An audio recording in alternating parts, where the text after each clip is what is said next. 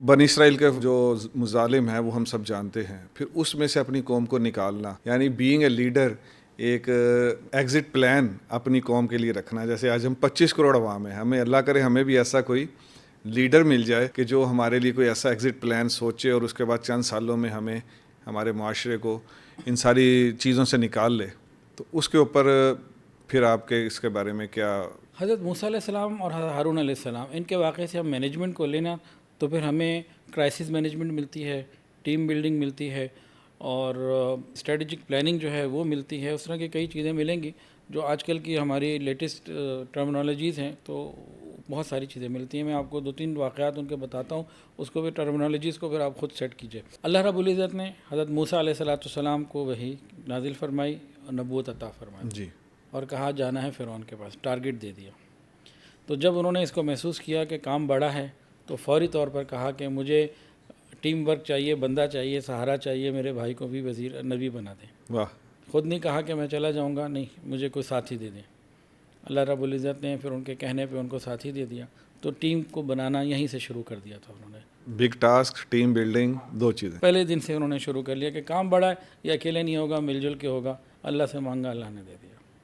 اس کے بعد حضرت موسیٰ علیہ السلام فرعون کے پاس گئے تو بڑے اعتماد کے ساتھ سارے دلائل دیے.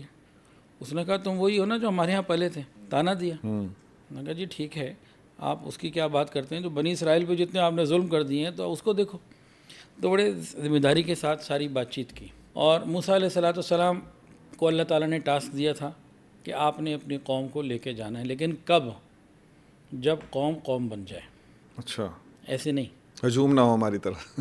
ہاں، پہلے دن نہیں لے گئے. فرعون سے الگ معاملات چلتے رہے، ڈائلاگز ہوتے رہے، معجزات پہ در پہ آتے رہے. ادھر قوم بناتے رہے دونوں بھائی کہ بھئی گناہوں کو چھوڑنا ہے، اللہ کو ماننا ہے، اللہ کے تعلق کو بڑھانا ہے. تو یہ ساری چیزیں ہوتی رہی. جب تک قوم تیار نہیں ہوئی ان کو ہجرت کا، ایگزٹ کا حکم نہیں ملا. جب یہ قوم تیار ہو گئی، اتنی آسانی سے تیار نہیں، بہت ہٹ دھرمی تھی ان میں. جب تیار ہو گئی تو پلاننگ کے حوالے سے، مینجمنٹ کے حوالے سے کتنی خوبصورت دلیل ہے.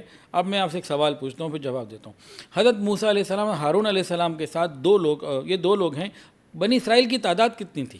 4 لاکھ پلس سنا ہے. ہاں، آپ نے تو کیونکہ کتابوں میں پڑھ لیا 4,80,000. میں نے یہ سوال کئی مسجدوں میں، ابھی چند دن پہلے بھی ایک مسجد میں میرا بیان تھا جمعے میں یا کہیں پہ، تو میں نے پوچھا لوگوں سے.